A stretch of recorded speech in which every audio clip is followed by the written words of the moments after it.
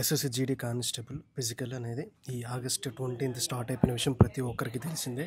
అయితే ఈ ఫిజికల్ గురించి చాలామందికి డౌట్ ఏంటంటే, చాలా వరకు మనకి వచ్చిన కామెంట్స్ కానీ నాకు ఇన్స్టాగ్రామ్ పర్సనల్గా మనకు మెసేజ్ అయితే చేయడం అయితే జరుగుతుంది.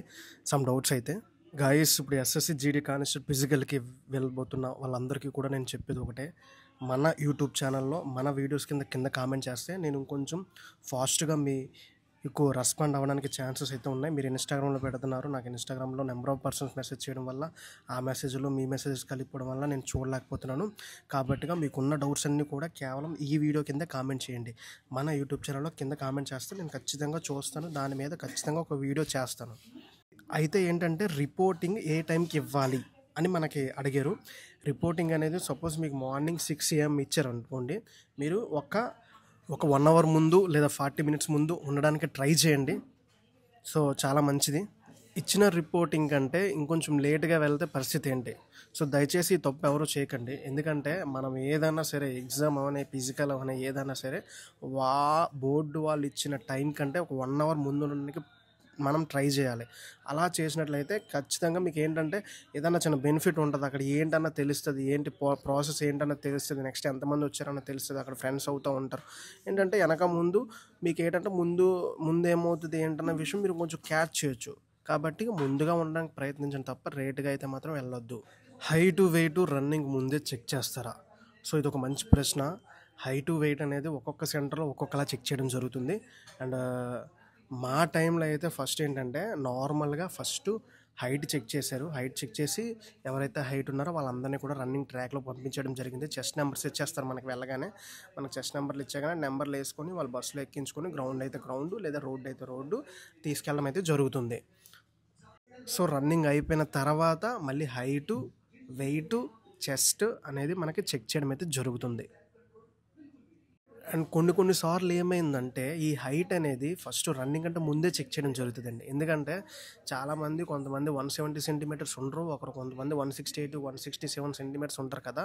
సో ఎక్కువ మంది ఉన్న వాళ్ళు ఏంటంటే ముందుగా ఎందుకు వేస్ట్ అవుతుంది వాళ్ళ రన్నింగ్ చేసి తర్వాత బాధపడాలని చెప్పేసి ముందుగా హైట్ చెక్ చేసేస్తారు. ఎవరైతే 170 centimeters ఉన్నారో వాళ్ళనే మాత్రమే గ్రౌండ్లో పంపించడం అయితే జరుగుతుంది.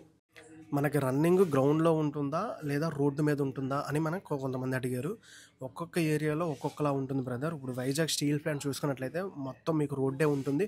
ఒక 2 kilometers డౌన్ ఉంటుంది, 2 kilometers అప్ ఉంటుంది, మళ్ళీ 1 kilometer ప్లెయిన్గా ఉంటుంది. అంటే ఏంటంటే ఏరియా మీద డిపెండ్ ఉంటుంది. అండ్ వైజాగ్ ఇంకొక స్టేడియం ఉంది కదా, అందులో అయితే మీరు రౌండ్లో అయితే పరిగెట్టాల్సి వస్తుంది. ఇప్పుడు హైదరాబాద్ చంద్రన్గుట్ట చూసుకున్నట్లయితే అక్కడ కూడా మీకు సేమ్ అంతే, ఒక ట్రాక్ అయితే ఇచ్చేస్తాడు లోపల. అండ్ రంగారెడ్డిలో కూడా సేమ్ అంతే, అలానే ఉంటుంది. అంటే ఏంటంటే మనకి maximum 5 km running maximum track ఇవ్వడం అయితే జరుగుతుంది. మీకు వచ్చిన ఏరియాని బట్టి మీకు రన్నింగ్ అనేది డిపెండ్ అయ్యి ఉంటుంది. మీకు సపోజ్ స్టేడియంలో వస్తే ఖచ్చితంగా మీరు రౌండ్స్ అనే కొట్టాలి. ఎన్ని రౌండ్లు కొట్టాలి ఏంటంటే, ఆ గ్రౌండ్లో సపోజ్ 400 meters ట్రాక్ అనుకోండి, ఆ 5 km తగ్గట్టు మనం ఎన్ని రౌండ్లు అయితే కొట్టాల్సి వస్తుంది. మనకు టోకెన్స్ అయితే మధ్యలో ఇవ్వడం అయితే జరుగుతుంది. ఒక బ్రదర్ అయితే మనకి హెయిర్ కటింగ్ చేసుకొని షేవింగ్ చేసుకొని వెళ్ళాలా అని అయితే అడగడం అయితే జరిగింది. నా వరకు అయితే ఒక విషయం చెప్తాను. యాక్చువల్లీ పెద్దగా ప్రాబ్లం అయితే ఏం ఉండదు. బట్ ఏంటంటే ఫస్ట్ ఇంప్రెషన్ బెస్ట్ ఇంప్రెషన్ అన్నం అంటే జరుగుతుంది. సో కాబట్టిగా మీరు ఒకవేళ హైట్ ఖచ్చితంగా 170 centimeters ఉన్నాను అని అనుకుంటే హెయిర్ కట్ చేసుకొని నార్మల్ షేవ్ చేసుకొని వెళ్ళొచ్చు. ఒకవేళ హైట్ తక్కువ ఉండి 169.5, 169 ఉన్నారైతే కొంచెం హెయిర్ పెంచుకుంటే మీకు చాలా వరకు చిన్న బెనిఫిట్ ఉందన్నట్టు ఆ టైం వరకు. అండ్ షేవింగ్ విషయంకి వస్తే మ్యాక్సిమం డిసిప్లిన్గా ఉండడానికి ఫౌజ్ అనేది ఇష్టపడుతుందండి. సో ఒకవేళ అక్కడ మీకు సిఐఎస్ఎఫ్ వాళ్ళు కండక్ట్ చేసినా, సిఆర్పిఎఫ్ వాళ్ళు కండక్ట్ చేసినా సరే, అక్కడ ఏంటంటే డిసిప్లిన్ చూస్తారు. మన డిసిప్లిన్ మనల్ని ఎప్పటికైనా కాపాడుతుంది. సో మీరు ఫుల్ షేవ్ చేసుకోవాల్సిన అవసరం అయితే లేదు. నార్మల్గా ట్రిమ్ చేసుకోండి. ఒకవేళ హెయిర్ ఇంకా ఇలా ఎక్కువగా విపరీతంగా గడ్డాలు మీసాలు పెంచుకునే వెళ్తే కొంచెం మీకు ఇబ్బంది. నార్మల్గా ఉంటే పెద్ద నో ప్రాబ్లం. ఒకవేళ వర్షం వచ్చినట్లయితే పరిస్థితి ఏంటని అడగడం అయితే జరిగింది కొంతమంది. మీకు ఇప్పుడు ప్రజెంట్ ఏంటంటే వర్షాలు చాలా విపరీతంగానే పడుతున్నాయి. కొన్ని ఏరియాలో పడట్లేదు, కొన్ని ఏరియాస్లో పడుతున్నాయి.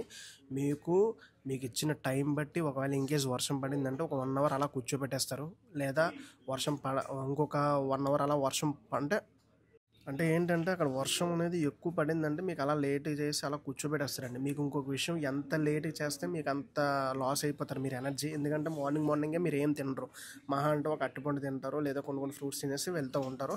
సో ఏంటంటే మీకు 6కి 7కి 8కి 9కి 10కి అలా టైం పెరిగే మీ ఎనర్జీ అనే లెవెల్స్ అనేది తగ్గిపోతూ ఉంటాయి. కూర్చొని మీరు నర్వస్ అయిపోతారు.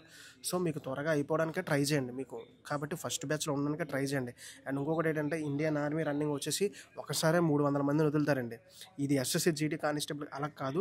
100 మందిని ఒక బ్యాచ్, 100 మందిని ఒక బ్యాచ్, 100 మందిని ఒక బ్యాచ్, అంటే మీకు బ్యాచ్ వైజ్ డివైడ్ చేయడం జరుగుతుంది. మీరు ముందున్నారనుకో మీరు ఫస్ట్ బ్యాచ్లో వెళ్తారు. మీరు కొంచెం లేట్గా వెళ్ళారనుకో మీరు సెకండ్ బ్యాచ్లో జరుగుతారు.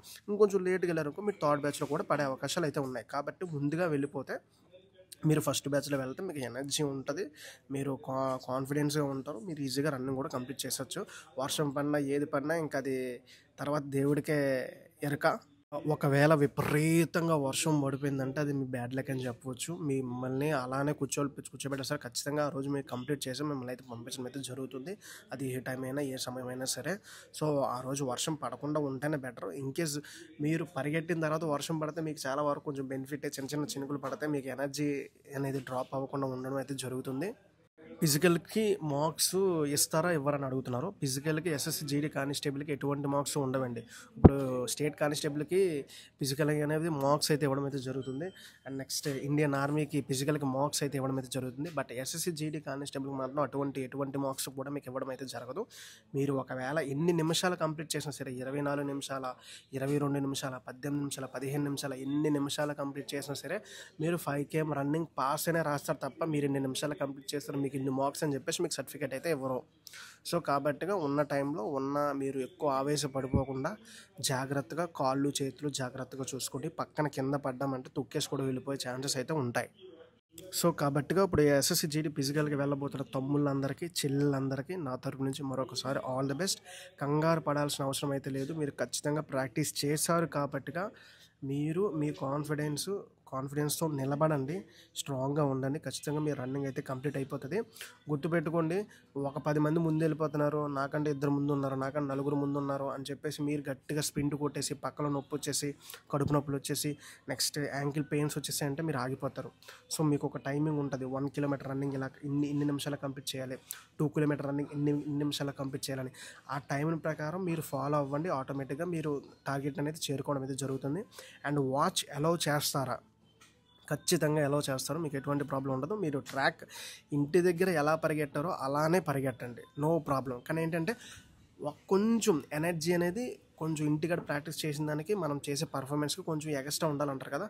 సో ఆ ఎక్స్ట్రాని మీరు పెంచుకొని కొంచెం లాస్ట్లో స్ప్రింట్ కొట్టాలని ఒక టైమింగ్ కోసం చెయ్యండి అంతే. అదొక ఫీల్తో కొట్టండి, ఎంజాయ్మెంట్గా కొట్టండి, ఆటోమేటిక్ కంప్లీట్ అయిపోతుంది 5 km రన్నింగ్.